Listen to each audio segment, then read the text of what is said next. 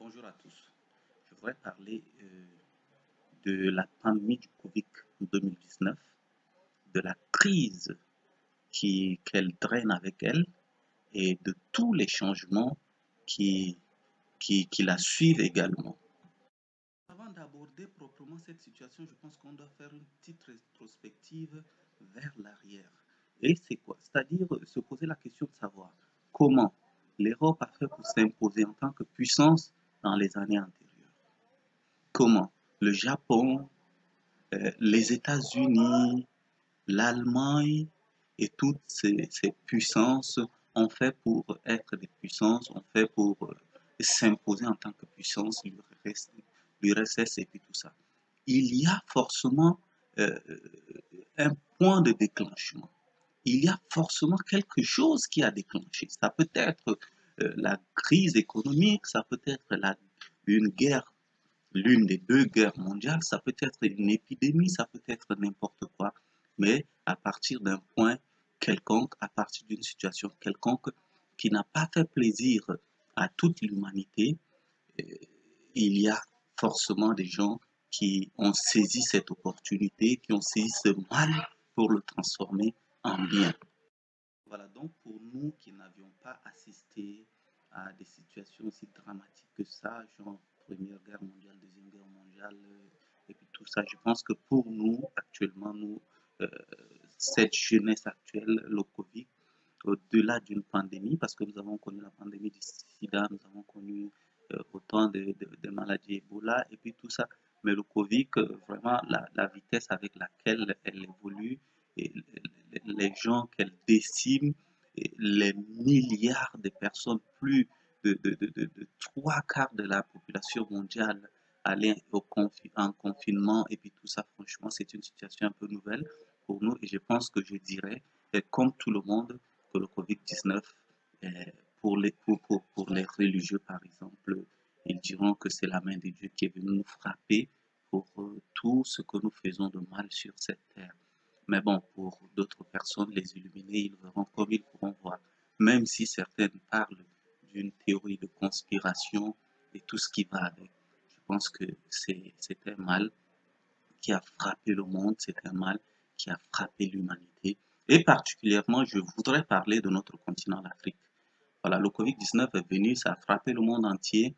Et jusqu'à l'heure où je suis en train de faire cette vidéo, je pense que l'Afrique est un peu épargnée et tout compte fait malgré les menaces de l'Organisation mondiale de la santé, malgré euh, les avertissements des différentes structures faisant allusion à cette crise-là qui va décimer les Africains et tout ça qui risquerait même de faire disparaître le continent et tout ça. Et je pense que ils sont libres de faire des analyses qu'ils veulent, ils sont libres de dire ce qu'ils veulent et puis tout ça. Cependant, il y a une chose que je voudrais dire. Je voudrais dire que cette crise qui a commencé en Chine a permis à la Chine aujourd'hui de s'imposer. La Chine, à l'heure actuelle que nous sommes en train de parler, euh, on n'a pas les langues liées, nous autres. Donc, on est libre de le dire. La Chine, à l'heure actuelle que nous parlons, a saisi de cette opportunité pour s'imposer en tant que première puissance mondiale. La Chine est une puissance et elle est la première puissance mondiale. À l'heure actuelle où nous parlons, il n'y a rien à faire. Voilà. Les Occidentaux et les États-Unis vont comploter peut-être plus tard pour essayer de lui poser problème par-ci par-là. Mais ce qui est sûr, en ce moment, la Chine s'est imposée sur tous les points et je pense que c'est grâce au Covid-19. Ils ont saisi ce mal comme une opportunité et ils s'en sont sortis vainqueurs de cela. Et je pense que, c'est-à-dire toutes ces puissances-là, tous ces ordres qui ont dirigé le monde sont partis, c'est-à-dire d'une manière ou d'une autre, du même processus. Voilà. Et maintenant, le cas de l'Afrique, c'est quoi? L'Afrique a l'opportunité de s'imposer en ce moment. C'est le bon moment ou jamais. C'est le meilleur moment ou jamais. La crise ne nous a pas atteints. Prenons les dispositions. Évitons les vaccins, par exemple, que nous ne connaissons euh, euh, euh, pas exactement la teneur, nous ne connaissons pas exactement de quoi il s'agit. Bon, les plus concernés n'ont qu'à faire ces tests sur leur propre continent. Et s'ils ont des résultats, et ils sont des amis de l'Afrique, ils aiment l'Afrique, ils n'ont qu'à venir les essayer en Afrique. C'est le moment en ce moment où les chefs d'État africains, c'est le moment en ce moment où les leaders d'opinion africains, et ils le font même déjà, les seuls qui jusqu'en ce moment sont nonchalants dans leur réactivité, ce sont les dirigeants dans leur ensemble, c'est-à-dire que le chef d'État, leur gouvernement et puis tout ça, ils n'arrivent pas à prendre des décisions, excepté quelques pays peut-être comme le Bénin et quelques pays comme le Burkina et autres qui ont dit non d'une manière ou d'une autre à ce vaccin expérimental. Voilà. Donc le temps est le meilleur moment pour l'Afrique. L'Afrique doit saisir de ce mal. N'a-t-on pas dit, le français n'est pas dans ma langue maternelle, mais moi j'ai appris ça de la langue française. N'a-t-on pas dit qu'à quelque chose, malheur est bon? N'a-t-on pas dit cela?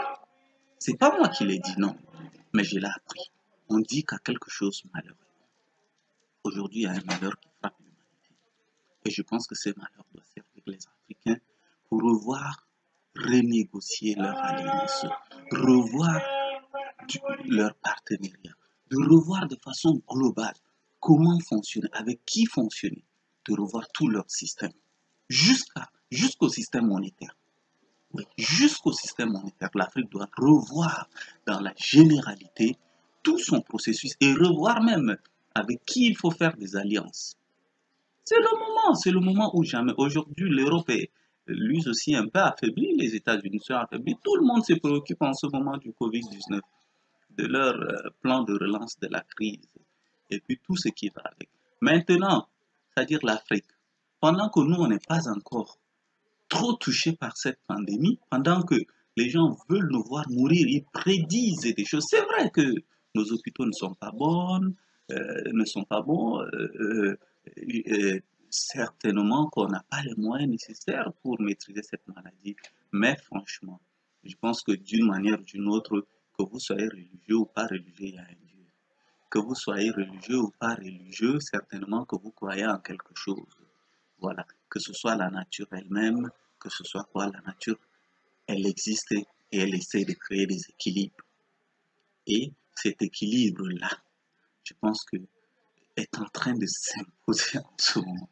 Très généralement, ce genre de maladies ont toujours tué beaucoup plus les Africains, en ce que je sache. Parce que seulement peut-être, si on retourne peut-être en arrière dans l'histoire, mais moi, depuis que je suis sur Terre, je sais que ce genre de choses, c'est pour décimer que les Africains.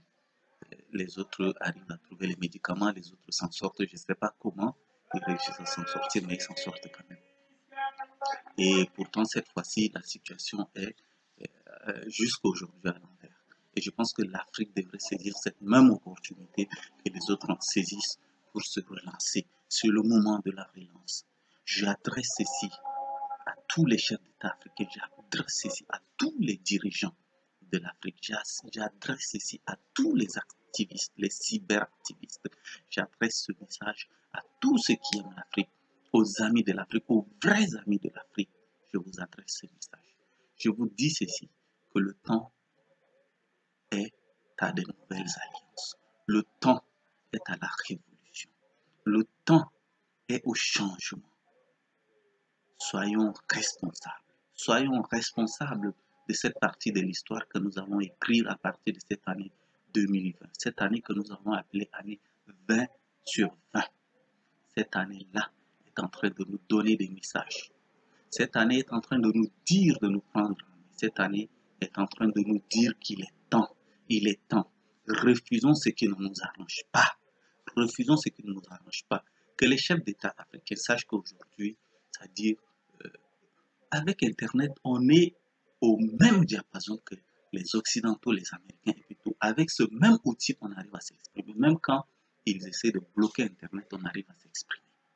Voilà. Donc, on a la possibilité de les soulever, tout comme on a la possibilité de les éteindre, même ces chefs d'État. Ils vont beau faire ce qu'ils veulent, mais qu'ils sachent qu'aujourd'hui, le peuple a la main mise sur comment les choses doivent fonctionner dans un territoire donné. Et pour cela, ils ont l'obligation de faire ce qui arrange le peuple. Faites ce qui arrange votre peuple. Vous avez la possibilité encore de vous racheter pour tout le mal que vous avez fait par le passé. Déjà, vous ferez 2, 3 fois de bien et je pense qu'on va oublier tout le mal que vous nous avez fait. Et vous pouvez prendre votre retraite tranquillement. Mais si vous continuez dans cette lancée de vouloir faire du mal à votre peuple, rassurez-vous que ça va vous rattraper. Ça finira de vous rattraper ce mal que vous êtes en train de vouloir imposer à votre peuple avec des choses que le peuple refuse et vous leur imposez, vous leur imposez. Non, la dictature encore, vous l'imposez. Mais là, cela va de soi. Vous faites un bon travail, vous vous imposez en tant que dictateur. Je pense que le peuple finira par comprendre que vous vous imposez pour faire un bon travail. On voit un peu comment Poutine a fait. On voit un peu comment Kagame a fait. Ils sont au pouvoir pendant longtemps, mais ils sont aimés de leur peuple. Et je pense que c'est ça ce que, si vous voulez être dictateur, vous devriez faire. Vous devez travailler pour votre peuple. Il y aura toujours des gens qui vont vous imposer. Mais tant que vous allez vous imposer avec des bons gestes, vous allez vous imposer avec des choses concrètes, le peuple sera derrière vous. Il est important. Il est important d'écouter ces messages. Il est temps de vous en rendre compte que la population est derrière vous, que nous faisons la police derrière vous. Nous vous regardons. Nous vous voyons, nous écrivons. Nous avons appris à écrire, que ce soit en français, en arabe, en anglais, en espagnol, dans toutes les langues, les Africains savent écrire. Ils écrivent, ils mettent. Et sachez une chose, que les Occidentaux,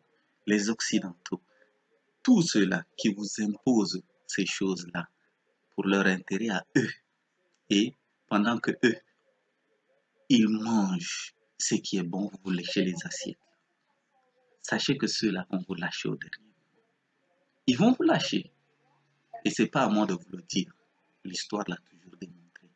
Et ils sont avec vous quand c'est bon, ils vous lâchent quand c'est mauvais.